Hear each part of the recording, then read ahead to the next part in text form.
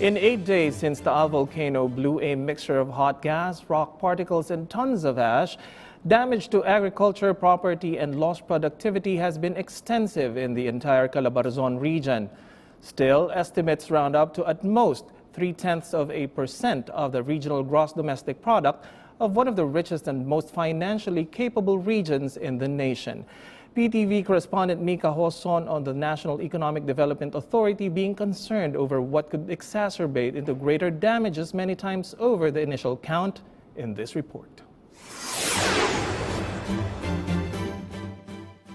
The National Economic and Development Authority, or NEDA, has begun plotting a rehabilitation framework to help affected LGUs recover from Taal volcano's eruption.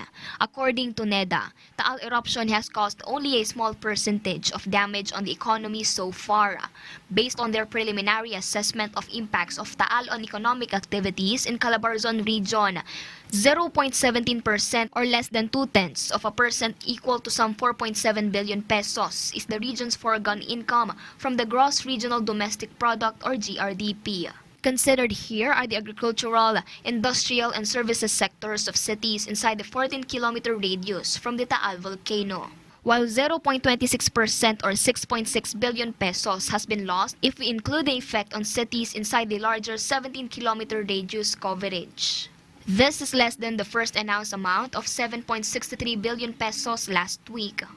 Luckily, Calabarzon or Batangas and Cavite are among the richest provinces. So I think the impact on their livelihoods will be less. Adjustments in these calculations may occur just in case a major eruption happens. However, according to Socio-Economic Planning Secretary and NEDA Chief Ernesto Pernia, the reconstruction of damaged infrastructure equals job opportunities created. Government spending will be substantial, and so that will stimulate the economy, and then the multiplier effects can at least partly compensate for the foregone income. And more than 200,000 families have been affected by the Taal volcano eruption and are mostly staying in evacuation centers all over the province. We hope that if some of them will really slide back to poverty, it will only be temporary because the government has funds for the rehabilitation and the recovery. Despite these economic challenges, the agency is certain the Philippines will reach its target poverty reduction of 14% by the year 2022. Mika Hoson for The Nation.